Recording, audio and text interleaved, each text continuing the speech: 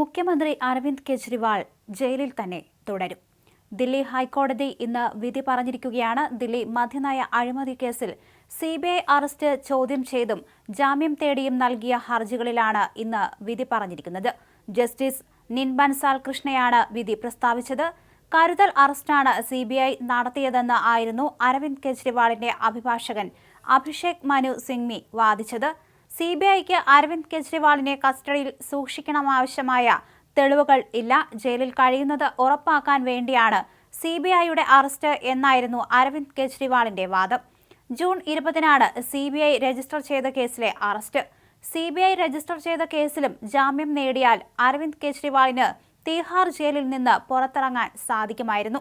Enforcement directorate register ചെയ്ത കേസിൽ അരവിന്ദ് കെജ്രിവാളിന് നേരത്തെ സുപ്രീം കോടതി ഇടക്കാല ജാമ്യം നൽകിയിരുന്നു. ED അറസ്റ്റ് ചോദ്യം ചെയ്തുള്ള ഹർജിയിലാണ് നേരത്തെ അരവിന്ദ് കെജ്രിവാളിന് സുപ്രീം കോടതി ഇടക്കാല ജാമ്യം അനുവദിച്ചത്. ജസ്റ്റിസ് സഞ്ജീവ് ഖന്ന, ദീപാങ്കർ ദത്ത എന്നിവരുടെ ബെഞ്ചാണ് ജാമ്യം അനുവദിച്ചത്. കേസിലെ നിയമപ്രശ്നങ്ങൾ കോടതി വിശാല ബെഞ്ചിന്റെ പരിഗണനയ്ക്ക് വിട്ടിരുന്നു. PMLA ആക്ടിലെ 19-ാം വകുപ്പിന്റെ സാധുത അടക്കമായിരുന്നു ബെഞ്ച് പരിശോധിച്ചത്. കേസിന്റെ മെറിറ്റിലേക്ക് കടക്കുന്നില്ലെന്നും സംസ്ഥാനത്തിന്റെ മുഖ്യമന്ത്രിയായതുകൊണ്ടും മുൻപ് ജാമ്യം അനുവദിക്കപ്പെട്ടിട്ടുള്ളതുകൊണ്ടും ഇപ്പോൾ ജാമ്യം അനുവദിക്കുന്നുവെന്നായിരുന്നു അന്ന് കോടതി വിധി പറഞ്ഞത്.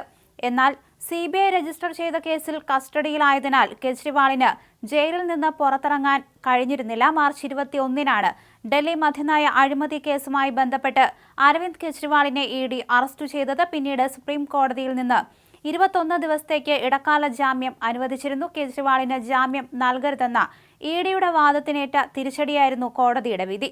ലോക്സഭാ തെരഞ്ഞെടുപ്പ് പ്രചരണത്തിനായാണ് മെയ് 10-ന് സുപ്രീം കോടതി കെജ്രിവാളിന് 21 ദിവസം ജാമ്യം നൽകിയത്.